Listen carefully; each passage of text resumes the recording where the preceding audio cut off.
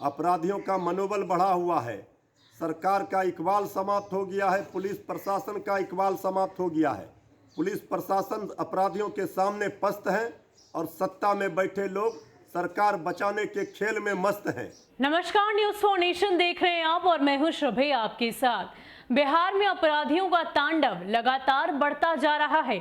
ये हम और आप तो देख ही रहे हैं, लेकिन इसके साथ साथ विपक्ष की तरफ से लगातार इस बात की जानकारी दी जा रही है और ये दिखाने की कोशिश की जा रही है कि आखिर किस तरीके से बिहार में अपराध बेलगाम हो चुका है, बेकाबू हो चुका है और किसी भी तरीके से शासन के सरकार में सिर्फ और सिर्फ महाजंगल राज ही दिखाई दे रहा है। और इस महाजंगल राज के मुखिया यानी कि मुख्यमंत्री नीतीश कुमार पूरी तरीके से चुप्पी साध रखे हैं। लेकिन इन सब के बीच जहां एक तरफ नेता प्रतिपक्ष तेजस्वी यादव इन तमाम बातों का जिक्र कर रहे हैं, ये दिखाने की कोशिश बिहार की जनता को कर रहे हैं, तो इसमें उनके कार्यकर्ता और साथ ही साथ उनके नेता भी उनका साथ दे रहे हैं। अब आपको बता दें कि राजद के प्रवक्ता यानी कि मृत्युंजय तिवारी ने अपना बयान जारी किया है और ये कह दिया है कि इस सरकार को ये मानना होगा कि उनका इकबाल अब पूरी तरीके से खत्म हो गया है, बेखौफ हो गए हैं। जो अपराधी हैं वो लगातार इसीलिए त्राहिमाम मचा रहे हैं और तांडव कर रहे हैं, क्योंकि जिस तरीके से हर दिन बिहार के अखबार तमाम आपराधिक घटनाओं से की खबरों से पटे पड़ते हैं, ऐसे में तो यही मालूम होता है कि उनमें कोई भी खौफ नहीं रहा है। इतना ही नहीं, उन्होंने ये तक कह दिया कि बिहार सरकार सिर्फ और सिर्फ अपनी कुर्सी की लालसा में पड़ी हुई है, इसीलिए तो इतनी मस्त दिखाई दे रही है। लेकिन बिहार की जनता पूरी तरीके से अब इस सरकार से पस्त हो गई है। क्या कुछ कह रहे हैं मृत्युंजय तिवारी, पहले सुनिए।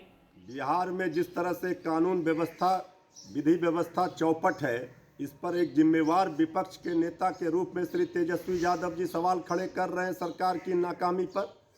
सरकार सुशासन स्थापित करने में पूरी तरह से फेल रही है।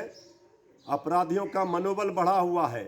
सरकार का इकबाल समाप्त हो गया है। पुलिस प्रशासन का इकबाल समाप्त हो गया है। अपराधियों के मनोबल जबरदस्त बढ़े हुए हैं। पुलिस प्रशासन अपराधियों के सामने पस्त है और सत्ता में बैठे लोग सरकार बचाने के खेल में मस्त हैं। इस तरह से बिहार नहीं चलेगा। बिहार की जनता की सुरक्षा भगवान के भरोसे सरकार ने छोड़ दिया है। सरकार की इस नाकामी को हम विपक्ष के नाते उठाते रहेंगे और सरकार को एक मिनट भी अधिकार नहीं है सत्ता में बने रहने का। बिहार की जनता से सरकार को माफ़ी मांगना होगा।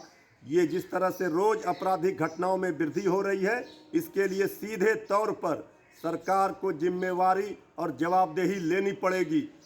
आपको बता दें कि जिस तरीके से बिहार में अपराध बेलगाम हो चुका है, बेकाबू हो चुका है, इसको लेकर विपक्ष लगातार निशानी साध रहा है और यहां तक कि मृत्युंजय तिवारी ने इस बात को भी रख दिया है कि जब तक बिहार में अपराध कंट्रोल नहीं होगा, विपक्ष लगातार सवाल उठाते आएगा और हमेशा उन पर निशानी साधता रहेगा, क्योंकि अपराधियों के तांडव से कहीं ना कहीं बिहार की जनता अब पस्त हो चुकी है। आए दिन आपराधिक मामले सामने आते रहते हैं, जिसको लेकर नीतीश कुमार कुछ नहीं कह रहे। आपको बता दें कि नीतीश कुमार की तरफ से हाई लेवल मीटिंग की जा रही है, कई सारी बातें कही जा रही हैं, अपने आला अधिकारियों को दिशा निर्देश दिए जा रहे हैं। ये तक कहा जा रहा है कि रात की गश्ती को बढ़ाइए, पूर्णतः शराबबंदी लाइए और इसके अलावा ये भी कि जहां जहां संगीन स्थान है वहां पर सीसीटीवी कैमरा लगाने हैं। यानी कि तमाम तरह की तैयारियां नीतीश सरकार तो कर रही है, लेकिन कहीं ना कहीं जिस तरीके से बिहार के अखबार हर दिन आपराधिक मामलों की खबरों से पटे पड़ते हैं, रंगे रहते हैं, ऐसे में साफ तौर पर नजर आता है कि बिहार में अपराध का ही अब सिर्फ और सिर्फ बोलबाला रह गया है।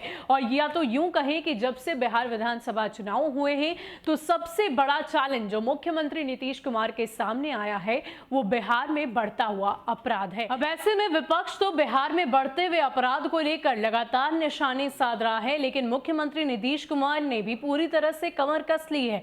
अब आगे की मीटिंग्स और कई तरह की बातों के जरिए वो बिहार की जनता को विश्वास दिला पाएंगे या नहीं, ये तो आगे का वक्त ही बताएगा, क्योंकि जिस तरीके से बिहार में अपराधियों का बोलबाला बढ़ गया है, ऐसे में तो साफ तौर पर यही नजर आता है कि बिहार की जनता सुरक्षित महसूस नहीं कर रही है। फिलहाल के लिए इतना ही। ऐसे ही अपडेट्स के लिए आप हमारे साथ बने रहिए और देखते रहिए न्यूज़ फॉर नेशन। नमस्कार।